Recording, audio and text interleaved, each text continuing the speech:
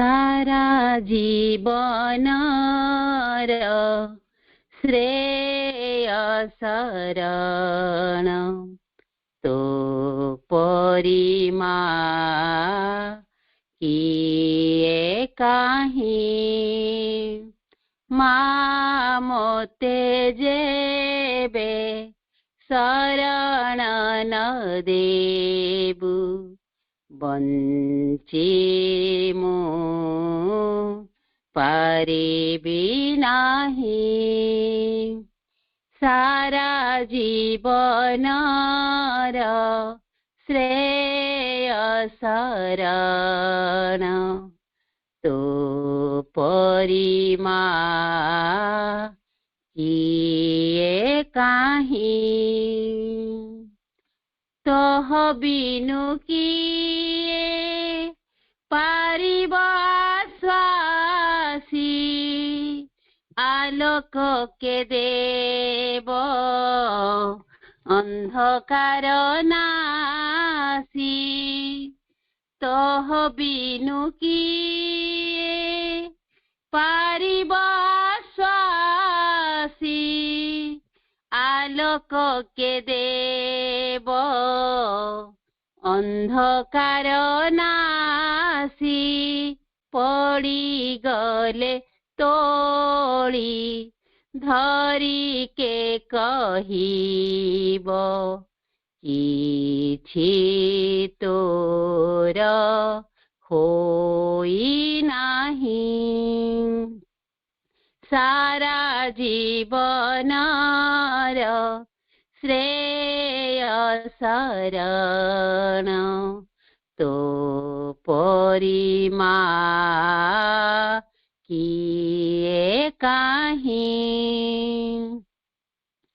मोर मोरे जेबे मोर उठे कोह नयन बहे धार धार लुह मोर मोरे जेबे मोर उठे कोह नयन बहे धार धार लुह मो सुखे तु सुखी मो दुखे तु दुखी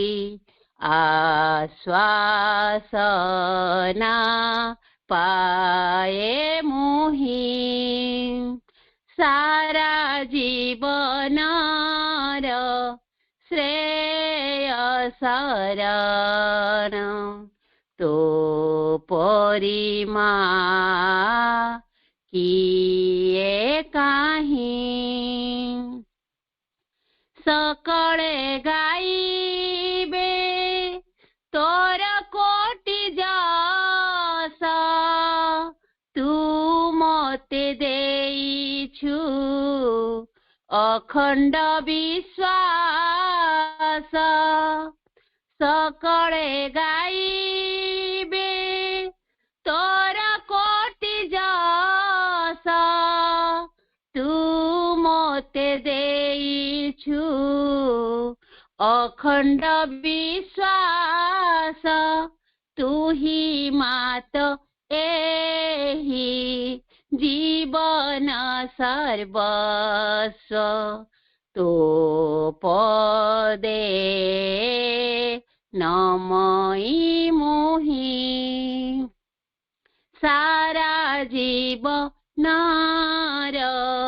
श्रेय शरण तो परिमा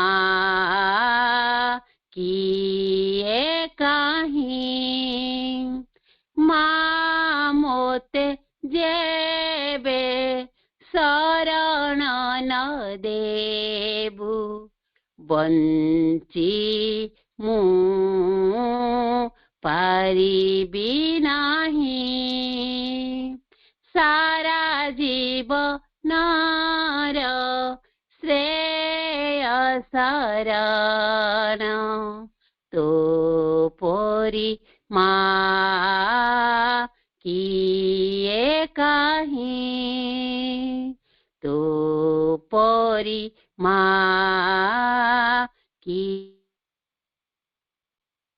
କିଏ କାହିଁ।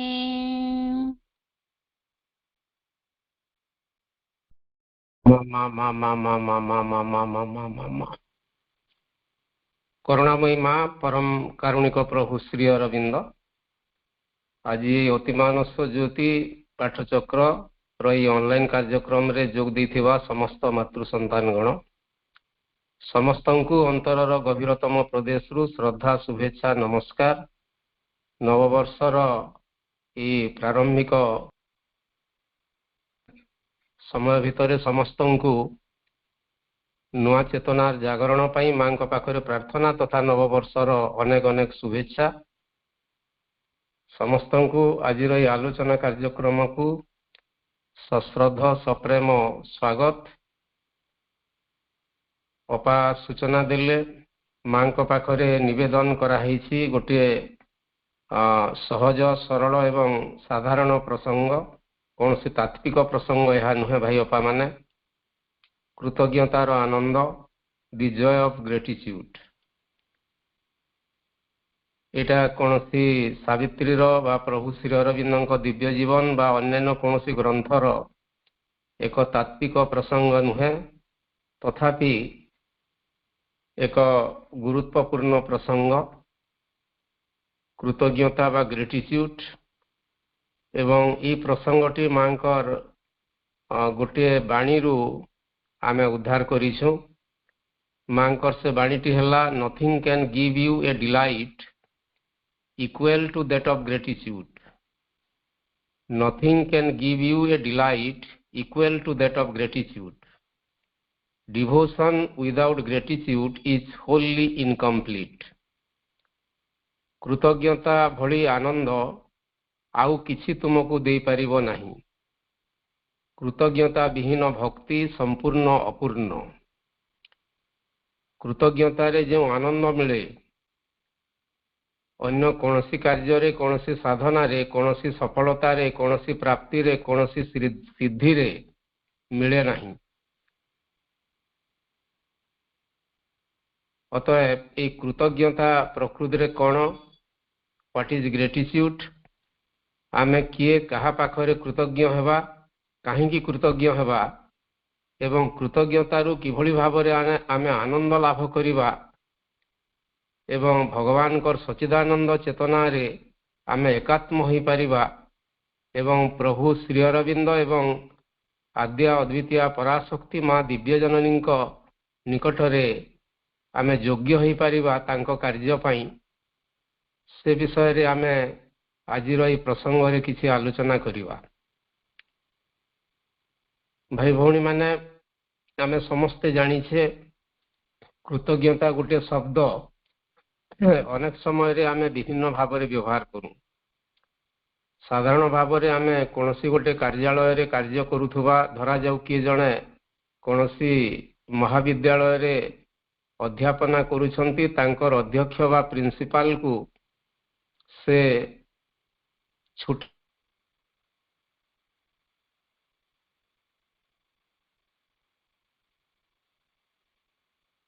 ପ୍ରଧାନ ଶିକ୍ଷକଙ୍କୁ ତାଙ୍କର ଜଣେ କର୍ମଚାରୀ ବା ଶିକ୍ଷକ ଗୋଟିଏ ଦିନର ଛୁଟି ଦରଖାସ୍ତ ପାଇଁ ଦରଖାସ୍ତ ଲେଖିବେ ଏବଂ ଶେଷରେ ଲେଖନ୍ତି for this act of kindness I shall ever remain grateful to you.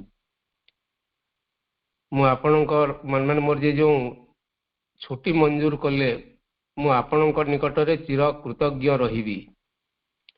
ତ ଛୋଟିଆ ଗୋଟେ କଥା ପାଇଁ ଆମେ ଆମର ଯେ ଉପରିସ୍ଥ କର୍ମଚାରୀ ବା ଆମର ଅଧ୍ୟକ୍ଷ ହୋଇପାରନ୍ତି ବା ପ୍ରଧାନ ଶିକ୍ଷକ ହୋଇପାରନ୍ତି ବା କୌଣସି ଗୋଟେ ବ୍ୟାଙ୍କର ମ୍ୟାନେଜର ହୋଇପାରନ୍ତି ବା ଯେକୌଣସି ଗୋଟେ ବିଭାଗର ମୁଖ୍ୟ ହୋଇପାରନ୍ତି, ଆମେ ତାଙ୍କ ନିକଟରେ କୃତଜ୍ଞତା ନିବେଦନ କରୁ। କିନ୍ତୁ ଏଇଠି ମା କହୁଛନ୍ତି ଯେ ପ୍ରକୃତିରେ ଭଗବାନ ଏ ସୃଷ୍ଟି ସର୍ଜନା କଲେ, ସେ ହିଁ ନୀଳ ଆକାଶ ତିଆରି କଲେ, ନୀଳ ସାଗର ତିଆରି କଲେ, କାନନ କେଦାର ପାହାଡ଼ ପର୍ବତ ନଦୀ ଝରଣା ଏ ଜୀବ ସକଳ ସୃଷ୍ଟି କଲେ, ଆମକୁ ଜୀବନଟିଏ ଦେଲେ, ସୁନ୍ଦର ପ୍ରକୃତି କଲେ, ତିଆରି କଲେ, ଫୁଲ ଭିତରେ ସୁନ୍ଦର ମହକ ସୁରଭି ଭରିଲେ ଏବଂ ଏ ଯେଉଁ ସୁନ୍ଦର ସୃଷ୍ଟିଟି ଭଗବାନ ରଚନା କଲେ ଏବଂ ମଣିଷ ଭାବରେ ଆମକୁ ଏ ଦୁନିଆର ଶ୍ରେଷ୍ଠ ଜୀବ କରି ଗଢ଼ିଲେ, ଆମକୁ ନିଶ୍ୱାସ ପ୍ରଶ୍ୱାସ ଦେଲେ, ତାଙ୍କ କାର୍ଯ୍ୟ କରିବା ପାଇଁ ଆମକୁ ଯୋଗ୍ୟ କଲେ, ତାଙ୍କର ଏହି ସୃଷ୍ଟିକୁ ଉପଭୋଗ କରିବା ପାଇଁ ସୁଯୋଗ ଦେଲେ। ତ ସେଥିପାଇଁ ଆମେ ନିରତ ପ୍ରତି ମୁହୂର୍ତ୍ତରେ ଭଗବାନଙ୍କ ନିକଟରେ କୃତଜ୍ଞ ହେବା। ଏ ଜୀବନ ଦେଇଛନ୍ତି ବୋଲି କୃତଜ୍ଞ ହେବା। ଏ ଜୀବନରେ ମା ତାଙ୍କ ସହିତ ଆମକୁ ପରିଚିତ ହେବାର ସୁଯୋଗ ଦେଇଛନ୍ତି। ମାଙ୍କର ଦୁଇଟି ସୁନ୍ଦର ଆଖି ସହିତ ଆମର ଦୁଇଟି ଆଖି ମିଶିବାର ମଧ୍ୟ ସୁଯୋଗ ଦେଇଛନ୍ତି। ମାଙ୍କ କାର୍ଯ୍ୟ କରିବାର ସୁଯୋଗ ଦେଇଛନ୍ତି। କ୍ଷଣେ ନିମିଷେ ଲବେ ଲେସେ ଏହି ପ୍ରକାର ପାଠଚକ୍ର କାର୍ଯ୍ୟକ୍ରମରେ ସାମିଲ ହେବାର ସୁଯୋଗ ଦେଇଛନ୍ତି। ଜୀବନକୁ ପୂର୍ଣ୍ଣତା ପଥରେ ଆଗେଇ ନେବାର, ଚେତନାର ଅଗ୍ରଗତି ଦିଗରେ ଆଗେଇ ନେବାର, ରୂପାନ୍ତର ସାଧନାରେ ଅଗ୍ରଗତି ହେବାର ସୁଯୋଗ ଦେଇଛନ୍ତି ଏବଂ ଆମ ସମସ୍ତଙ୍କର ଅପୂର୍ଣ୍ଣତା ସତ୍ତ୍ୱେ, ଅଦିବ୍ୟତା ସତ୍ତ୍ୱେ, ସକଳ ଅସଦିଚ୍ଛା ସତ୍ତ୍ୱେ, ଅସାମର୍ଥ୍ୟ ସତ୍ତ୍ୱେ ମା କୃପା କରି ଆମକୁ ବାଛିଛନ୍ତି ତାଙ୍କ କାର୍ଯ୍ୟ କରିବା ପାଇଁ। କେବଳ ମାଙ୍କ ପାଖରେ କୃତଜ୍ଞ ହେବା ବ୍ୟତୀତ ଆମ ପାଖରେ ଆଉ କିଛି ନାହିଁ। କିନ୍ତୁ ମା କହନ୍ତି ଯେ ନିରତ ପ୍ରତି ମୁହୂର୍ତ୍ତରେ ଭଗବାନଙ୍କର କୃପା ଝରୁଛି। ଭଗବାନଙ୍କର କୃପାର ସ୍ରୋତସ୍ୱିନୀରେ ଆମେ ପ୍ରତି ମୁହୂର୍ତ୍ତରେ ସ୍ନାନ କରୁଛି। ଆମେ କୃପା ସ୍ନାତ ହେଉଛେ, ଚେତନା ସ୍ନାତ ହେଉଛି, ମା ଶ୍ରୀଅରବିନ୍ଦଙ୍କର ଦିବ୍ୟ ସ୍ପନ୍ଦନ ସ୍ନାତ ହେଉଛି। କିନ୍ତୁ ଆମ ଅନ୍ତରରେ ମାଙ୍କ ପ୍ରତି, ଭଗବାନଙ୍କ ପ୍ରତି ପ୍ରକୃତିରେ କୃତଜ୍ଞତା ଭାବ ଉତ୍ଥିତ ହୁଏ ନାହିଁ। କାରଣ ମଣିଷ ଭିତରେ ଶତ ସହସ୍ର ଅଦିବ୍ୟତା ଥାଏ, ଅପୂର୍ଣ୍ଣତା ଥାଏ, ଅଜ୍ଞାନତା ଥାଏ, ସ୍ୱାର୍ଥପରତା ଥାଏ। ଏହି ସ୍ୱାର୍ଥପରତାର ଉପସ୍ଥିତି ଯୋଗୁଁ ମଣିଷ ଭଗବାନଙ୍କ ପାଖରେ କୃତଜ୍ଞ ହୋଇପାରେ ନାହିଁ ଏବଂ ସେ ଅକୃତଜ୍ଞ ଭାବ ଯୋଗୁଁ ମଣିଷ ଭଗବାନଙ୍କର ଯଥାର୍ଥ କୃପା ପ୍ରାପ୍ତ ହେବାରୁ ବଞ୍ଚିତ ହୁଏ।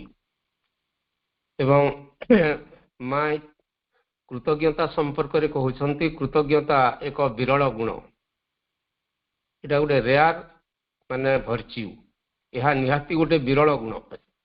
ସମସ୍ତଙ୍କ ଭିତରେ କୃତଜ୍ଞତା ଭାବ ଆସେ ନାହିଁ ଏବଂ କୃତଜ୍ଞତା ଏଭଳି ଗୋଟେ ଦିବ୍ୟ ଗୁଣ ଯାହାକୁ କେହି ଆଦର ବି କରନ୍ତି ନାହିଁ।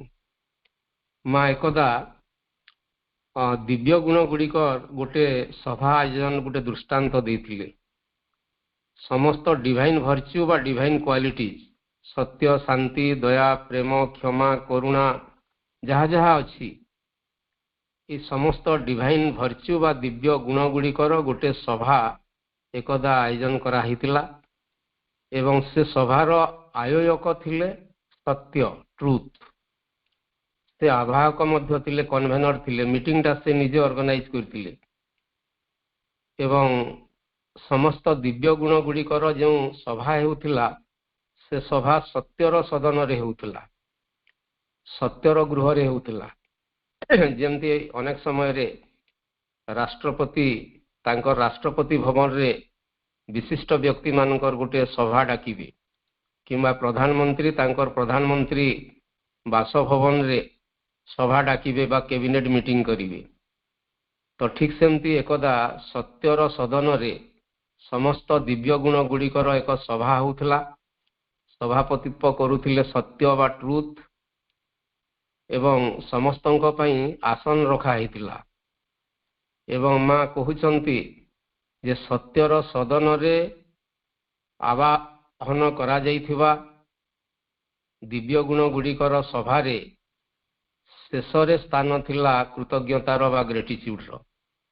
ସମସ୍ତଙ୍କ ପାଇଁ ଗୋଟେ ରୋ କରାହେଇଛି, ଧାଡ଼ି କରାହେଇଛି, ଚେୟାର ଗୁଡ଼ାକ ପକା ହେଇଛି ଏବଂ ଶେଷରେ କୃତଜ୍ଞତା ପାଇଁ ଗୋଟେ ସ୍ଥାନ ଅଛି। ଆମେ ସମସ୍ତେ ଜାଣିଛେ ଯେତେବେଳେ ବି କୌଣସି ଶିବିର ସମ୍ମିଳନୀ ହୁଏ, ମିଟିଂ ହୁଏ, ଧନ୍ୟବାଦ ବା କୃତଜ୍ଞତା ଶେଷରେ ଦିଆଯାଏ। ତ କୃତଜ୍ଞତାର ଭୂମିକାଟା ଶେଷରେ ଆସେ। ତ ସେଥିପାଇଁ ମା କହୁଛନ୍ତି ଯେ ଏହି କୃତଜ୍ଞତା ଗୁଣକୁ ସମସ୍ତେ ହତାଦର କରନ୍ତି, ଯେତିକି ଆଦର ଦେବା କଥା ଦିଅନ୍ତି ନାହିଁ। କିନ୍ତୁ ପ୍ରକୃତିରେ କୃତଜ୍ଞତା ବିନା ଆମେ କଦାପି ସାଧନା ପଥରେ ଅଗ୍ରଗତି କରିପାରିବା ନାହିଁ। ଯାହା ଭିତରେ ବା ଯାହା ହୃଦୟରେ କୃତଜ୍ଞତା ଭାବ ଜାଗ୍ରତ ହୋଇନାହିଁ ଭଗବାନଙ୍କ ପ୍ରତି, ଭଗବାନଙ୍କ କୃପା ପ୍ରତି, ସେ କଦାପି ସାଧନା ପଥରେ ଅଗ୍ରଗତି କରିପାରିବ ନାହିଁ। ଏବଂ ଏହି କୃତଜ୍ଞତା ସମ୍ପର୍କରେ ମା କ'ଣ କହୁଛନ୍ତି କିଛି ପଦ ଆମେ ଆଲୋଚନା କରିବା ଏବଂ ତାପରେ ଆମେ କାହିଁକି ମା ଶ୍ରୀ ଅରବିନ୍ଦଙ୍କ ପ୍ରତି କୃତଜ୍ଞ ହେବା। ମା ଶ୍ରୀ ଅରବିନ୍ଦ ପ୍ରକୃତିରେ ଆମକୁ କ'ଣ ଦେଇଛନ୍ତି, ଆମ ପାଇଁ କ'ଣ କରିଛନ୍ତି, ଯଦ୍ୱାରା ଆମେ ମାଙ୍କ ପ୍ରତି, ପ୍ରଭୁଙ୍କ ପ୍ରତି କୃତଜ୍ଞ ହେବା, ସେ ବିଷୟରେ ଆମେ ଆଲୋଚନା କରିବା। ଏବଂ ଏହି ଆଲୋଚନାର ପୃଷ୍ଠଭୂମି ହେବ ନିକଟ ଅତୀତରେ ଆମେ ଡିସେମ୍ବର 9 ତାରିଖରେ ପ୍ରଭୁ ଶ୍ରୀ ଅରବିନ୍ଦଙ୍କ ମହାସମାଧି ଦିବସ ପାଳନ କରିଛି। ପ୍ରଭୁ ଶ୍ରୀ ଅରବିନ୍ଦ 1950 ମସିହା ଡିସେମ୍ବର 5 ତାରିଖରେ ସ୍ଥୂଳ ଶରୀର ବିସର୍ଜନ କଲେ। କାହିଁକି ପ୍ରଭୁ ଶ୍ରୀ ଅରବିନ୍ଦ ସ୍ଥୂଳ ଶରୀର ବିସର୍ଜନ କଲେ ସେଇଟା ମଧ୍ୟ ଆଲୋଚନା କରିବା। ଏବଂ ତାପରେ 1950 ମସିହା ଡିସେମ୍ବର 9 ତାରିଖରେ ଯେତେବେଳେ ପ୍ରଭୁ ଶ୍ରୀ ଅରବିନ୍ଦଙ୍କର ଶରୀର ଉପରୁ ସେ ଅତିମାନସ ଶକ୍ତି ପ୍ରତ୍ୟାହୃତ ହେଲା, ମା ନିଜେ ପ୍ରତ୍ୟାହାର କରିନେଲେ ତାଙ୍କର ଶରୀରକୁ। ତାପରେ ପଣ୍ଡିଚେରୀ ଆଶ୍ରମର ସେବା ବୃକ୍ଷ ମୂଳରେ ପ୍ରଭୁ ଶ୍ରୀ ଅରବିନ୍ଦଙ୍କ ସ୍ଥୂଳ ଶରୀରକୁ ସମାଧିସ୍ଥ କରାଗଲା। ଏବଂ ସେଇଦିନ ଡିସେମ୍ବର 9 ତାରିଖରେ 1950 ମସିହା ମା ଦିବ୍ୟଜନନୀ ପ୍ରଭୁ ଶ୍ରୀ ଅରବିନ୍ଦଙ୍କ ସ୍ଥୂଳ ଶରୀର ଉଦ୍ଦେଶ୍ୟରେ କୃତଜ୍ଞତା ଜ୍ଞାପନ କଲେ। ଏବଂ ସେ କୃତଜ୍ଞତା କଥା ଆଲୋଚନା କରିବାର ଆବଶ୍ୟକତା ନାହିଁ, ଆମେ ସମସ୍ତେ ଜାଣିଛେ। ପଣ୍ଡିଚେରୀ ଶ୍ରୀ ଅରବିନ୍ଦ ଆଶ୍ରମର ସମାଧିରେ ମାଙ୍କର ସେ ବାଣୀଟା ଲେଖା ହେଇଛି। ଅନ୍ୟାନ୍ୟ ଅନେକ ଗୁଡ଼ିଏ ସମାଧି ମାନଙ୍କରେ ବା ଦେହାଂଶ ମନ୍ଦିରରେ ଏହି ବାଣୀ ମଧ୍ୟ ଆମେ ଦେଖିବାକୁ ପାଉ। ଆପଣମାନଙ୍କର ଅବଗତି ନିମିତ୍ତ ମୁଁ ଟିକେ ଜଷ୍ଟ ପଢ଼ି ଦେଉଛି।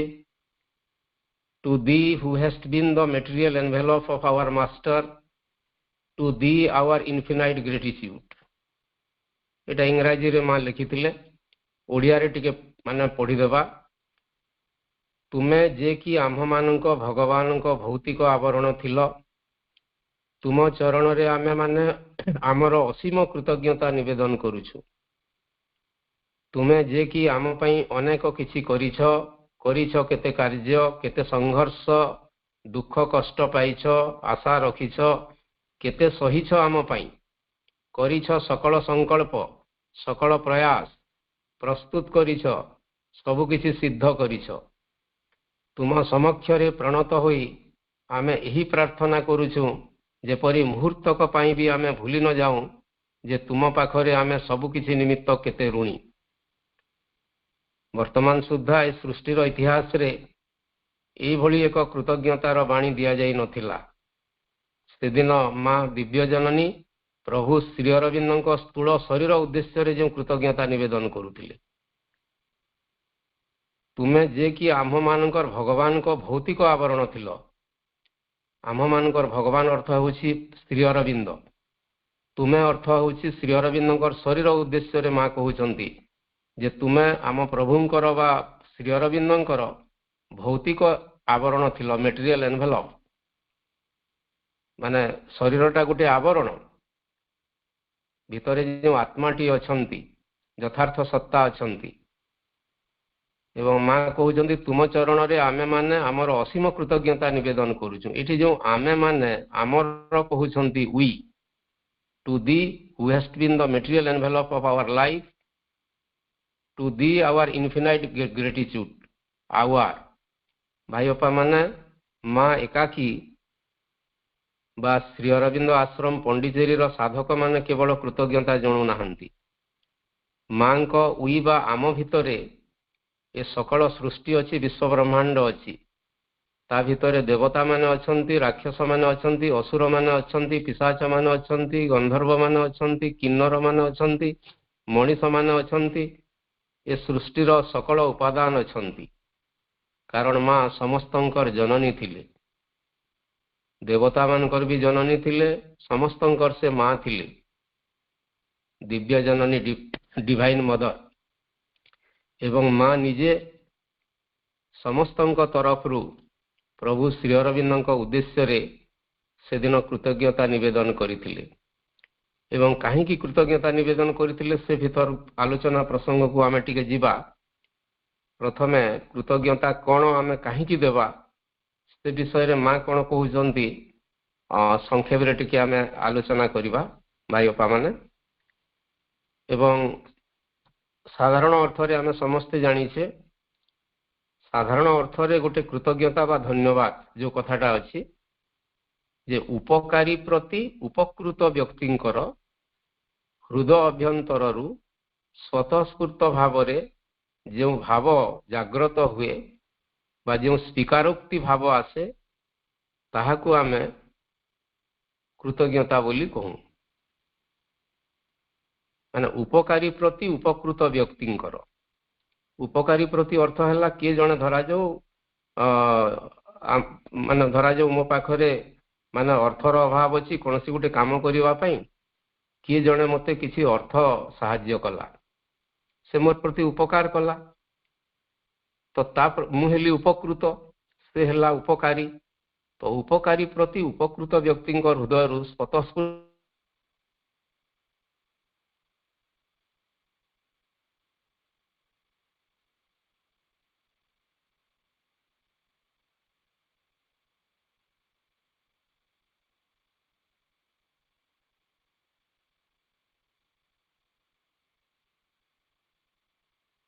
भी अच्छी जोग जीवन भी अच्छी साधना जीवन भी अच्छी किंतु एठी माँ कहउचंती जे दिव्य परम सत्ता बा भगवान प्रति मुहूर्त रे आमको किछि दउछंती आमको अपरूप संपद सब दान करि जाउछंती तो भगवान कर जो ये जो अवदान प्रति मुहूर्त रे से आमको अपरूप संपद सब दान करि जाउछंती तार पश्चात रे भगवान कर कृपा झरुछि एवं से कृपा प्रति आमर गोटे स्वीकृति तार ना हेउछि कृतज्ञता बा ग्रेटिट्यूड माँ कृतज्ञतार दुईटी अर्थ कहिले ताकू आमे डेफिनेशन बा संज्ञा बोली भी कहि परिबा मु टिके पढ़ी दउछि माँ लिखिले a loving recognition of the grace received from the divine is gratitude दिव्य परम सत्तांक ठारू उपलब्ध हेउथबा सेही परम करुणा उद्देश्य रे सश्रद्ध स्वीकृति ज्ञापन अर्थ हेउछि कृतज्ञता ए लविंग रिकॉग्निशन सश्रद्ध स्वीकृति रिकॉग्नाइज करिवाटा भगवान प्रति मुहूर्त रे आमको किछि कृपा करूछंती बा करुणा करूछंती कारण भगवान करुणा सागर कृपा निधि आमे विभिन्न ना रे भगवान को डाकू से अनंत कृपार अधीश्वर बा अधीश्वरी अटंती तो माँ एवं श्री अरविंदंकर बा भगवान कर ठारू आमे जो प्रति मुहूर्त रे किछि करुणा पाउछु तो से करुणा उद्देश्य रे आमर भीतर गोटे श्रद्धार सहित जो स्वीकृति भाव जाग्रत हुए लविंग रिकॉग्निशन बोली कहउछंती ताकू आमे ग्रेटिट्यूड बा कृतज्ञता बोली कहूँ द्वितीय रे आ गोटे कथा कहउछंती माँ कृतज्ञता काहाकू कुहाजिबो आ गोटे जगह माँ कहिले a humble recognition of all that the divine has done and is doing for you जनेक साधकंक उद्देश्य रे माँ एकदा कहिले जे a humble recognition of all that the divine has done and is doing for you दिव्य परम सत्ता तुम लगी जहा किछि करिछंती ओ करूछंती विनयर सहित सही सबुर उद्देश्य रे स्वीकृति जणाइबा हेउछि कृतज्ञता अति सुंदर भाव रे मां लिखिले दिव्य परम सत्ता अर्थ है भगवान आम पई अनेक किछि करिछंती एवं करूछंती आमको तांको पई योग्य करिछंती तांको जानिबार सुयोग देइछंती आमे निहाती अकिंचन थिले दिनहीन अकिंचन थिले माँ श्री अरविंद को जानी नथिले माँ श्री अरविंद तांको जानिबार सुयोग दिले आमको कृपा कले को जगार को जगह को लेकर पहुंचेले एवं माँ से कथा कहते जे भगवान तुम लगी जहाँ करिछंती एवं करुछंती अनेक किसी करिछंती एवं वर्तमान करुछंती मध्य तो विनयर सहित से उद्देश्य रे स्वीकृति जणेबा हेउछि कृतज्ञता ये हम्बुल रेकग्निशन बोलिकी कहउछंती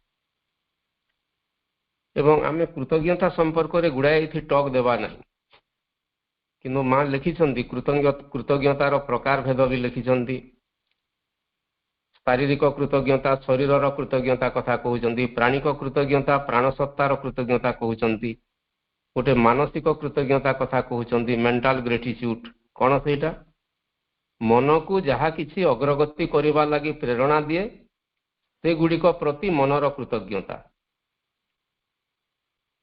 भगवान जो भावटी मन को अग्रगति करने प्रेरणा दिए तो से दिव्य भाव प्रति मनर कृतज्ञता होची मेंटल ग्रेटिट्यूड बा मानसिक कृतज्ञता आउ दुईटी सुंदर शब्द माँ कहउछंती गोटे कहउछंती डिटेल्ड ग्रेटिट्यूड विस्तारित कृतज्ञता आउ गोटे कहउछंती इंटेग्राल ग्रेटिट्यूड पूर्णांग कृतज्ञता विस्तारित कृतज्ञता कौन बा डिटेल ग्रेटिट्यूड कौन जो कृतज्ञता आम भितरे विस्तारित भाव रे दिव्य परम करुणार जावतीय विभाव को जागृत करी आनी थाए माने जो कृतज्ञता आम भितरे विस्तारित भाव रे डिटेल अर्थ है जहाँ सकल सत्ता को स्पर्श करे एवं आमर हृदयर बा आमर सत्तार प्रतिटी अंश रे विस्तारित भाव रे परम करुणार बा भगवान करुणार विभिन्न विभाव को जागृत करी आनी थाए ताकू आमे विस्तारित कृतज्ञता बा डिटेल ग्रेटिट्यूड बोलिकी कहवा डिटेल ग्रेटिट्यूड अर्थ है सामग्रिक भाव रे शरीर प्राण मन आत्मा चैत चेतना समस्ते जेते बेले भगवान को प्रति कृतज्ञ हेबे सकल अंशरे बा सकल सत्तारे जेते बेले भगवान को कृपा जागृत हेबो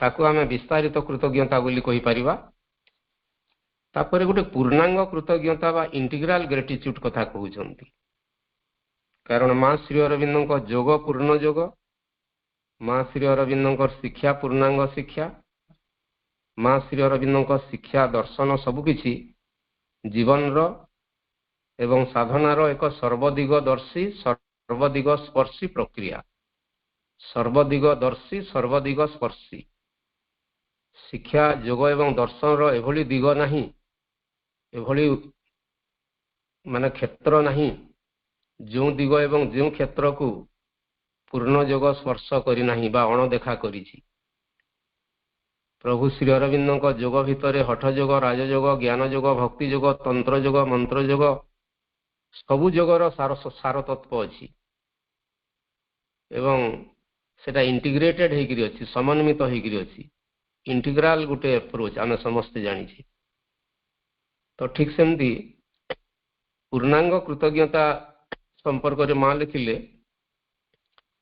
आमर समुदाय सत्ता परम विश्वास सहित परम प्रभु निकटरे निजको अर्पण करदेवा हेउछि पूर्णांग कृतज्ञता आमर समुदाय सत्ता अर्थ है शरीर प्राण मन आत्मा चैत चेतना परम विश्वास सहित माँ को विश्वास करी भगवान को विश्वास करी शरीर भी विश्वास करिवो प्राण भी विश्वास करिवो मन भी विश्वास करिवो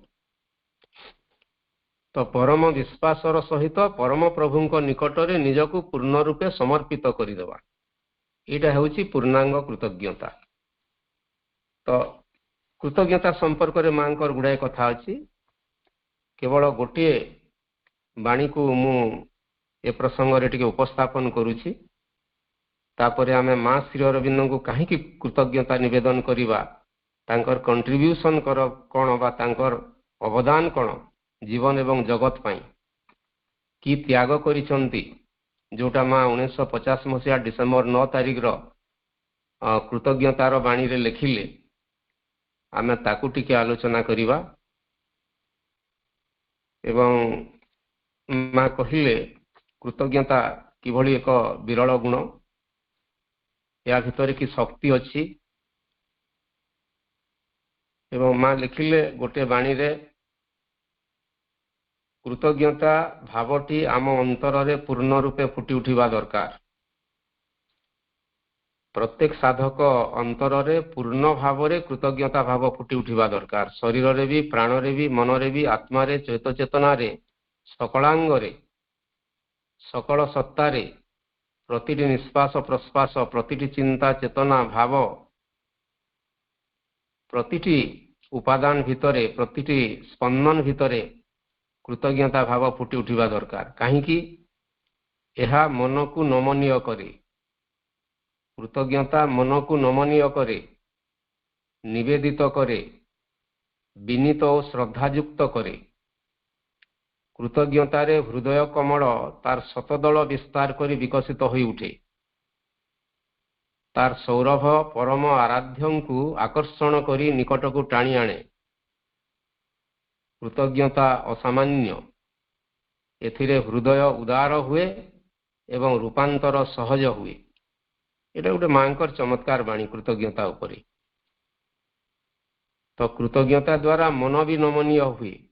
मनर जो अभिमत अभिरुचि धारणा जहाँ किछि अछि से सबू दूर हो जाए। जो अहंकार अछि ताहा भिन्न एक चेतना रे रूपांतरित हो जाए। एवं हृदय रे कृतज्ञतार भाव जो कौन हुए, हृदय कमल तार शतदल विस्तार करी प्रकाशित हुए। शतदल पद्म विकसित हुए हृदय रे एवं तार भुरु भुरु सुगंध रे सौरभ रे भगवान को आकर्षित करी आने बा आकर्षण करी निज पाख को टाणी आने। एवं सबुठारु बड़ कथा हैला जो महान एवं दुर्ह कार्यटी आमे साधना करूचे। आमर साधनार लक्ष्य भाई अपा माने सेटा होची ट्रांसफॉर्मेशन, रूपांतर। से रूपांतर कार्य सहज हुए कृतज्ञता रे। रूपांतर कार्य सहज कथा नुहे भाई अपा माने। आमे बारंबार आलोचना करिछि। भगवान रामचंद्र आसीबे श्रीराम रूप रे एवं रावण को मारिबे बड़ कथा नुहे। कृष्ण आसीबे कंस को मारिबे बड़ कथा नुहे।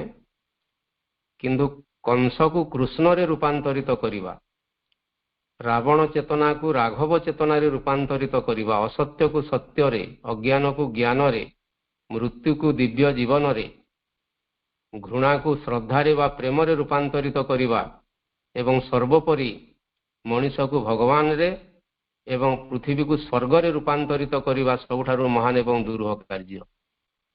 एवं सेही महान एवं दुर्ह कार्य करिबा पई मां श्री अरविंदकर धरावतरण आमे बार बार जानिछे। तोलिबाकू ए धरणी मृत्युहीन अमर आलोके, तोलिबाकू ए धरणी मृत्युहीन अमर आलोके, आनिबारे देवतारे ए धरणी परे, आगमन आम रूपांतर करिबाकू मर्त्य प्राण दिव्य जीवन रे।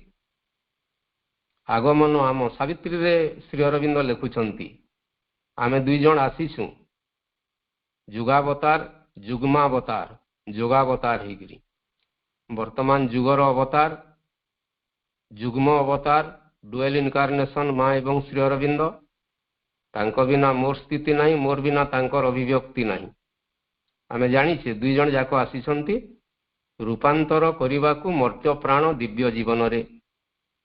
तो ये जो गोटे महान कार्य हेब रूपांतर कार्य, तो सेथिपाई कृतज्ञता दरकार।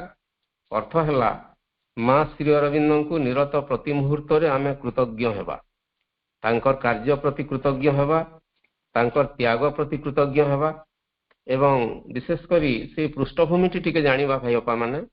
आमे बार बार आलोचना करिछे जे से दिन कहीं 1950 मसीहा डिसेम्बर 9 तारीख रे माँ दिव्य जननी प्रभु श्री अरविंद शरीर उद्देश्य रे कृतज्ञता निवेदन कली।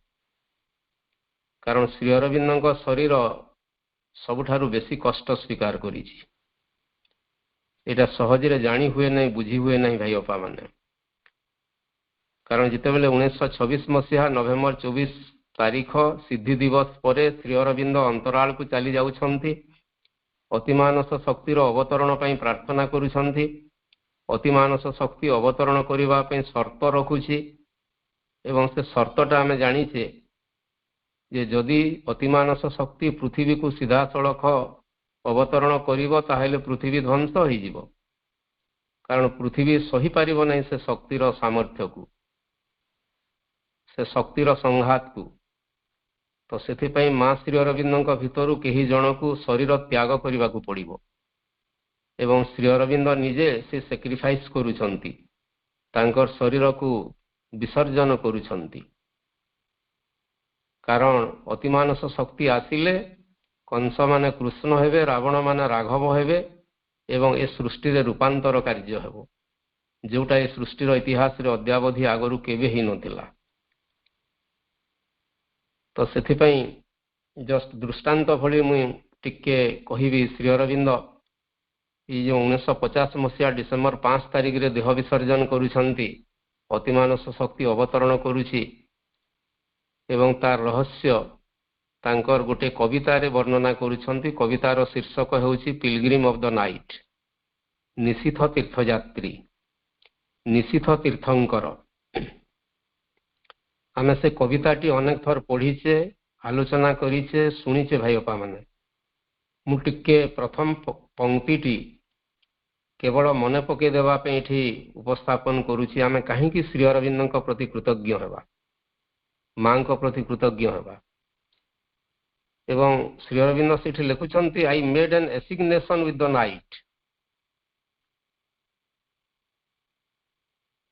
in the abyss was fixed our rendezvous, in my breast carrying the God's deathless light, I came her dark and dangerous heart to woo। ओडियाटा टिके सुनंतु। कथा देइथिली निशिथिनी संगे सम्मिलित हेबा पई, कथा देइथिली निशिथिनी संगे सम्मिलित हेबा पई, रसा तळे आम परिणय स्थल गोटी होइथिला स्थिर, रसा तळे आम परिणय स्थल गोटी होइथिला स्थिर, परम प्रभुंको अमर आलोक बुकु तळे मोर बही, जिणिबाकू आसीथिली भीम अंधारी हृदय तार। ये जो प्रथम स्टांजारे बा पंक्ति रे श्री अरविंद लिखुछंती जे से दिन 1950 मसीहा डिसेम्बर 5 तारिख रे श्री अरविंद काहेकि देह विसर्जन करिवे, कारण मृत्यु सहित तांकर शेष साक्षात हेबो एवं मृत्यु सहित गोटे साक्षात पई परिणय पई दिने से कथा देइथिली निशिथिनी संगे। निशिथिनी अर्थ हेउजे रात्रि। आई made an assignation with the night, night बा रात्रिटा एठी होछि मृत्युर प्रतीक। रात्रि सहित कथा हेतिले प्रभु श्री अरविंद परिणय पाई, मिलन हेबा पाई एवं मृत्यु सहित दिव्य प्रेम, प्रेम एवं मृत्युर गोटे परिणय हेबो। गोटे माने तात्विक भाव रे ई कविताटी सेही भली भाव रे गोटे अर्थ रे लिखा हैछि। ताकू आम भाषा रे आमे कहिले जे मृत्यु बधू वेश साजी अपेक्षा करिछि, प्रभु श्री अरविंद दिव्य प्रेमर प्रतीक साजी बरयात्री साजी से जाउछंती एवं रसा तळे आम परिणय स्थल गोटी होइथिला स्थिर। तो स्वर्ग एवं मर्त्यर मिलन हेबो, प्रेम एवं मृत्युर मिलन हेबो एवं तार जो परिणय स्थल हेउछि बा विवाह वेदी हेउछि रसातल। रसातल अर्थ हेउछि पाताल, माने स्वर्ग एवं मर्त्यर विवाह हेबो एवं रसातल हेउछि तार विवाह वेदी बा मिलन स्थल। एवं प्रभु श्री अरविंद जेतेबेले रात्रि सहित बा मृत्यु सहित आलिंगनबद्ध हेबा पे यात्रा करुछंती, सांगरे कोन नेगिरि जाउछंती, से घोड़ा गाड़ी रे जाउ नहंती, हाथी पिठी रे बसिगिरि जाउ नहंती, डीजे बाजा बजेगिरि जाउ नहंती। परम प्रभुंको अमर आलोक बुकु तळे मोर बही। तो श्री अरविंद कौन धरिक जाउछंती, परम प्रभु भगवान परमेश्वर अमर आलोक अमर प्रेम, से प्रेम एवं आलोकर शक्ति को लेकर से जाउछंती। काहेकि जाउछंती, जिणिबाकू आसीथिली भीम अंधारी हृदय तार। I came her dark and dangerous heart too, HR हार लिखा है, माने मृत्यु को एठी स्त्रीलिंग रे वर्णना करुछंती श्री अरविंद। तो प्रतीकात्मक भाव जे अंधकार बा मृत्यु सेठी बधू बेश साजी अपेक्षा करिछि एवं श्री अरविंद परमेश्वरंक अमर प्रेम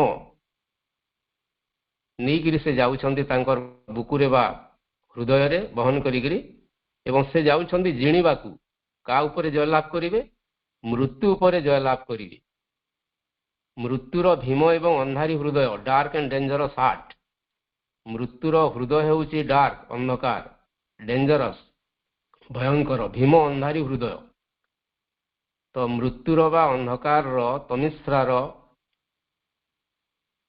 अंधकार एवं भयंकर हृदय को जिणीबा पई श्री अरविंद से दिन जाइथिले सेटा होची डिसेंबर 5 तारिख 1950 मसीहा एवं से मृत्यु सहित तांकर परिणय हेउची एवं आलिंगनबद्ध हेउछंती जेंती विवाह वेदी रे घेरा मारंती तापरे परिणय पर्व समापन हुए पुष्पमाल्य आदान प्रदान हुए एवं तापरे आलिंगनबद्ध हुअन्ति स्वामी स्त्री तो ठीक सेमती जेतेबेले प्रभु श्री अरविंद बा परम प्रेम मृत्यु सहित आलिंगनबद्ध होउछंती तो सेठी मृत्युर रूपांतर हेउची मृत्युर मृत्यु हेउची सावित्री रे से कथा वर्णना अछि एटा गोटे रहस्यमय कथा एवं तात्विक कथा से प्रसंग को जीवा नहीं तो सेठी 1950 मसीहा डिसेंबर 5 तारिख रे श्री अरविंद निज शरीर को विसर्जन करी निजे मृत्यु को बरी नहीं मृत्यु को रूपांतरित करुछंती जद्वारा दिने मृत्युर मृत्यु हेबो एवं लोक माने अंततः जो अमरत्वर अभिलाषा नहीं यात्रा आरंभ करथिले भगवान मुक्ति आलोक एवं अमरत्व मनुपुत्रर जो अभिप्सा थिला प्रभु श्री अरविंदर दिव्य जीवन ग्रंथर प्रथम अध्याय दि ह्यूमन एस्पिरेशन मनुपुत्रर अभिप्सा भगवान आलोक मुक्ति एवं अमरत्व तो जो अमरत्वर अभिलाषा थिला ताहा पूर्ण हेबो एवं सी कथाटा अछि लास्ट लाइन रे भाई अपा माने से कविता पिलग्रिम ऑफ द नाइट रो लास्ट लाइन टा and yet I know my footprints tracks shall be a pathway towards immortality मझिरे से अनेक कथा लिखुछंती से किभଳି भाବରେ को पथ अतिक्रम करिकरी गले को भूमि अतिक्रम करिकरी गले पाताल को गले बा रसातल को गले सबु कहानी से वर्णना करुछंती एवं सभा शेष रे कहउछंती तथापि मु जानिछि मो चरण चिह्नित पथ तथापि जानिछि मो चरण चिह्नित पथ अमरत्व मुखे दिगे हेबो एक सरणी रे परिणत अमरत्व दिगे हेबो एक सरणी रे परिणत तो मु आज जो यात्रा कली 1950 मसीहा डिसेंबर 5 तारिख रे मृत्यु को आलिंगन कले निजे निजर शरीर को विसर्जन कले तो मु जो यात्रा पथरे गली मोर जो फुटप्रिंट्स ट्रैक मोर जो पदचिन्ह निश्चय हेबो दिने स्वर्ग अभिमुखे एक सरणी रे परिणत ए पाथवे टुवर्ड्स इमोर्टालिटी तो अमरत्व दिगरे स्वर्ग दिगरे मोर ए पदचिन्ह निश्चित भाव रे दिने एक नुआ रास्ता हेबो सरणी रे परिणत हेबो एवं से रास्ता रे सबु लोक माने जीवे मृत्यु को स्वीकृति देवा भूली जीवे एवं से माने अमरत्वर अधिकारी हेबे एवं अमरत्वर साम्राज्यर से माने अधिवासी हेबे एटा केवल कहानी भलिया नुहे भाई भौणी माने एवं सेथिपई माँ से दिन 1950 मसीहा डिसेंबर 9 तारिख रे प्रभु श्री अरविंदर शरीर उद्देश्य रे कृतज्ञता निवेदन करुवा समय जहाँ लिखिथिले जे तुमे आम पई बहुत किछि कार्य करिछ बहुत संघर्ष करिछ संघर्षर कथा जेतेबेले आसे आमे बार बार आलोचना करूछु जे प्रभु श्री अरविंद सूक्ष्म जगत रे से हिटलर रो शक्ति सहित हेउ शत सहस्र हजार हजार अपरा शक्ति गुड़िक सहित संघर्ष करिसंती हजार हजार रावण हजार हजार कंस हजार हजार हिरणाक्ष सूक्ष्म जगत रे माँ श्री अरविंदर सहित संघर्ष करिसंती एपरिक 1938 मसीह हिटलर रो से अंध शक्ति रो आक्रमण रे प्रभु श्री अरविंदर गोड़ भी भांगी जाइछि एवं श्री अरविंद बहुत किछि प्रयास करिसंती दुख सही आशा रखिसंती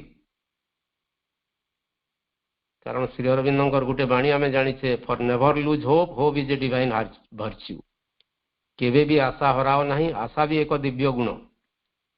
ଆମର ସକଳ ଅଦିବ୍ୟତା ସତ୍ତ୍ୱେ, ଅପୂର୍ଣ୍ଣତା ସତ୍ତ୍ୱେ, ଯଦିଓ ସୃଷ୍ଟିରେ ଯୁଦ୍ଧ ଅଛି, ରୁଷ ୟୁକ୍ରେନ ଯୁଦ୍ଧ, ଆଉ କେତେ ଗୁଡ଼ିଏ ଯୁଦ୍ଧ ଚାଲିଛି ପ୍ରତି ମୁହୂର୍ତ୍ତରେ, ସୁନାମି ଅଛି, ବାତ୍ୟା ଅଛି, କରୋନା ଅଛି, ଭୟଙ୍କର ଘଟଣା ସବୁ ଘଟୁଛି, ତଥାପି ପ୍ରଭୁ ଶ୍ରୀ ଅରବିନ୍ଦ ଆଶା ରଖିଛନ୍ତି ଯେ ଦିନେ ପୃଥିବୀ ଦିବ୍ୟ ହେବ, ମଣିଷ ଦିନେ ଭଗବାନ ହେବ, ମା ଶ୍ରୀ ଅରବିନ୍ଦଙ୍କର ସ୍ୱପ୍ନ ସାକାର ହେବ ନିଶ୍ଚିତ ଭାବରେ। ଏବଂ ପ୍ରଭୁ ଆମ ସମସ୍ତଙ୍କ ପାଇଁ ଆଶା ରଖିଛନ୍ତି ଯେ ମଣିଷ ଦିନେ ନିଶ୍ଚିତ ଭାବରେ ତାର ଚେତନାର ଉର୍ଦ୍ଧ୍ୱତମ ଶିଖରକୁ ସେ ଉତ୍ଥିତ ହେବ ଏବଂ ଭଗବାନଙ୍କର କାର୍ଯ୍ୟ ପାଇଁ ସେ ଯୋଗ୍ୟ ହେବ। ତୁମେ କେତେ ସହିଛ ଆମ ପାଇଁ। ପ୍ରଭୁ ଶ୍ରୀ ଅରବିନ୍ଦ ଏବଂ ମା ଯେତେ କଷ୍ଟ ସହିଛନ୍ତି, ଆଗରୁ କୌଣସି ଅବତାର ସେତେ କଷ୍ଟ ସହି ନାହାନ୍ତି। ଆମେ କେବଳ ଭାବୁ ଆମ ସାମ୍ନାରେ ରାମଚନ୍ଦ୍ରଙ୍କର ବନବାସ ଯିବାର କଥା ଅଛି, ସୀତାଙ୍କର ଗର୍ଭ ଧାରୀ ହେଇକରି ବି ସେ ଅରଣ୍ୟକୁ ମାନେ ଯାଇକରି ତାଙ୍କୁ ଯେମିତି ପଠେଇ ଦିଆହେଇଛି, ସେ କାର୍ଯ୍ୟ ବି ଆମେ ଜାଣିଛୁ, ବା କୃଷ୍ଣଙ୍କର କଥା ଜାଣିଛୁ, ଆହୁରି ଅନ୍ୟାନ୍ୟ ଅତୀତର ଅବତାର ମାନଙ୍କର କଥା ଆମେ ଜାଣିଛୁ। ପୁରାଣରେ ଅଛି, ରାମାୟଣରେ ଅଛି, ମହାଭାରତରେ ଅଛି। କିନ୍ତୁ ମା ଶ୍ରୀ ଅରବିନ୍ଦ ପରଦାର ପଛପଟେ, ତାକୁ ହିଷ୍ଟ୍ରି ବିହାଇଣ୍ଡ ହିଷ୍ଟ୍ରି ବୋଲିକରି କୁହାଯିବ, ଇତିହାସର ପଶ୍ଚାତର ଇତିହାସ। ଏ ସୃଷ୍ଟିର ଯେଉଁ ସାଧାରଣ ଯେଉଁ ଆମର ଦୃଷ୍ଟି ଅଛି, ସେ ଦୃଷ୍ଟିର ଅନ୍ତରାଳରେ ପ୍ରଭୁ ଶ୍ରୀ ଅରବିନ୍ଦ ଏବଂ ମା ଦିବ୍ୟ ଜନନୀ ବହୁତ କିଛି କଷ୍ଟ ସ୍ୱୀକାର କରିଛନ୍ତି, ବହୁତ ସହିଛନ୍ତି। କରିଛ ସକଳ ସଂକଳ୍ପ ବୋଲିକିରି ମା କହୁଛନ୍ତି, ବହୁତ କିଛି ସଂକଳ୍ପ କରିଛନ୍ତି।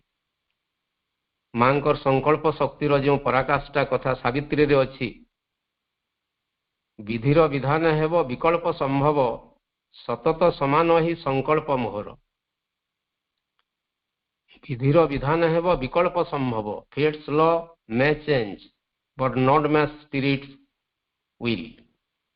ଗୋଟେ ସମୟରେ ସାବିତ୍ରୀ ଯେତେବେଳେ ମୃତ୍ୟୁ ଦେବତା ସହିତ ଯୁଦ୍ଧ କରୁଛନ୍ତି ଏବଂ ମୃତ୍ୟୁ ଯେତେବେଳେ ଅଟ୍ଟହାସ କରୁଛି, ହେ ମର୍ତ୍ତ୍ୟର ସାଧାରଣ ମାନବୀ, ତୁ କ'ଣ ମୋ ସହିତ ସଂଘର୍ଷ କରିବୁ, ତୁ କ'ଣ ମୋ ସହିତ ଯୁଦ୍ଧ କରିବୁ? ବର୍ତ୍ତମାନ ସୁଦ୍ଧା କେହି ମଧ୍ୟ ମୋତେ ପରାସ୍ତ କରିପାରି ନାହାନ୍ତି, ସମସ୍ତେ ମୋ ଦ୍ୱାରା କବଳିତ, ମୋର ପାଶରେ ସମସ୍ତେ ବନ୍ଧା, ତୁ ବି ମରିବୁ, ତୋର ସ୍ୱାମୀ ସତ୍ୟବାନ ତ ମରିସାରିଲେଣି, ତୁ ଫେରିଯା। କିନ୍ତୁ ସେଇଠି ସାବିତ୍ରୀଙ୍କ ଭିତରେ ଯେଉଁ ଗୋଟେ ସଂକଳ୍ପ ଶକ୍ତି ବାହାରିଥିଲା, ମା ନିଜେ ସେ ସାବିତ୍ରୀ, ତ ମାଙ୍କ ପାଖରେ ବି ସଂକଳ୍ପ ଶକ୍ତି ଅଛି। ଏବଂ ସେଦିନ ସାବିତ୍ରୀ କହିଥିଲେ, ଚାହେଁ ମୁଁ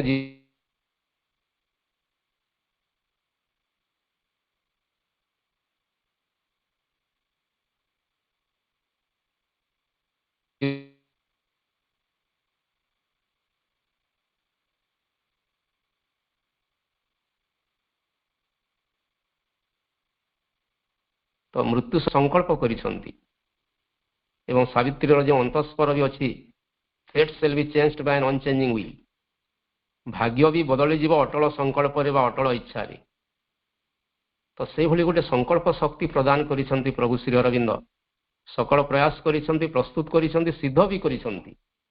ନିଜେ ଅତିମାନସ ଶକ୍ତିର ଅବତରଣ କରିଛନ୍ତି।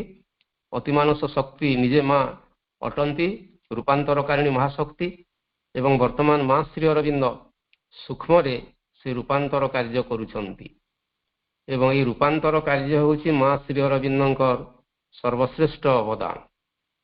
ଏବଂ ନିଶ୍ଚିତ ଭାବରେ ମା ଶ୍ରୀ ଅରବିନ୍ଦଙ୍କ ପ୍ରତି ଆମେ କୃତଜ୍ଞ ହେବା,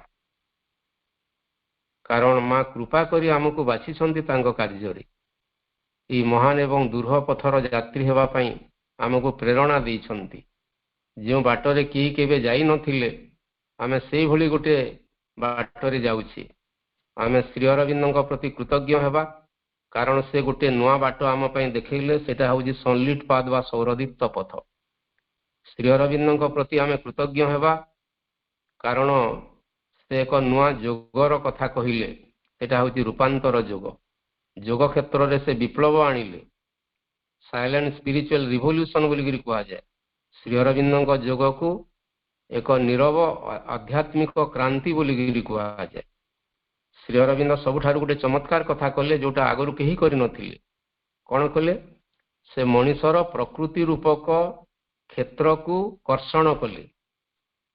ମଣିଷର ଯେଉଁ ପ୍ରକୃତି ନୈବ ମୁଞ୍ଚତେ ବୋଲିକିରି ଶାସ୍ତ୍ରରେ କୁହାଯାଉଥିଲା, ପ୍ରକୃତି ବଦଳିବ ନାହିଁ।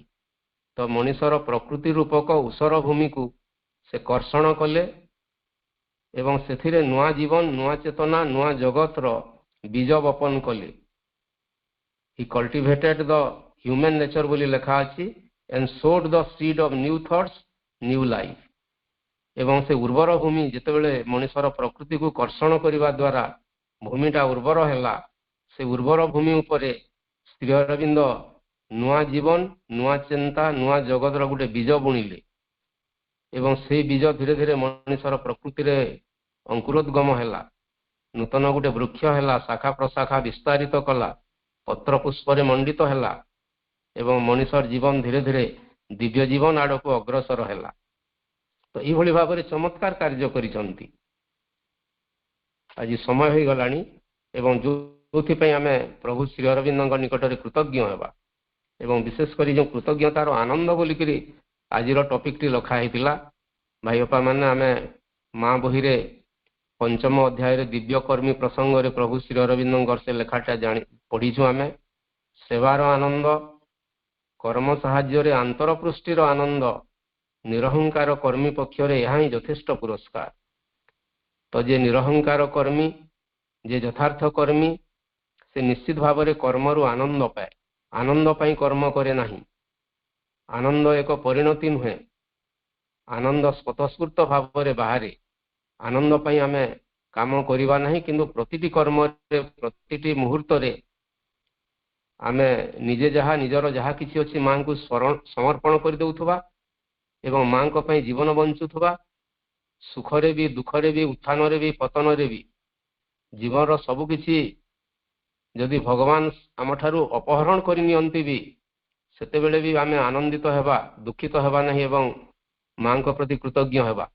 ମା ଯେତେବେଳେ ସବୁ କିଛି ଆମକୁ ଅଜାଡ଼ି ଦେବେ, ଏ ସୃଷ୍ଟିର ସକଳ ଐଶ୍ୱର୍ଯ୍ୟ ଅଜାଡ଼ି ଦେବେ, ସେତେବେଳେ ମଧ୍ୟ ଆମେ ଅତିଶୟ ଖୁସି ହେବା ନାହିଁ, କିନ୍ତୁ ସେଥିରୁ ମଧ୍ୟ ଆନନ୍ଦ ଲାଭ କରିବା, ତାଙ୍କର କୃପା ପ୍ରତି କୃତଜ୍ଞ ହେବା।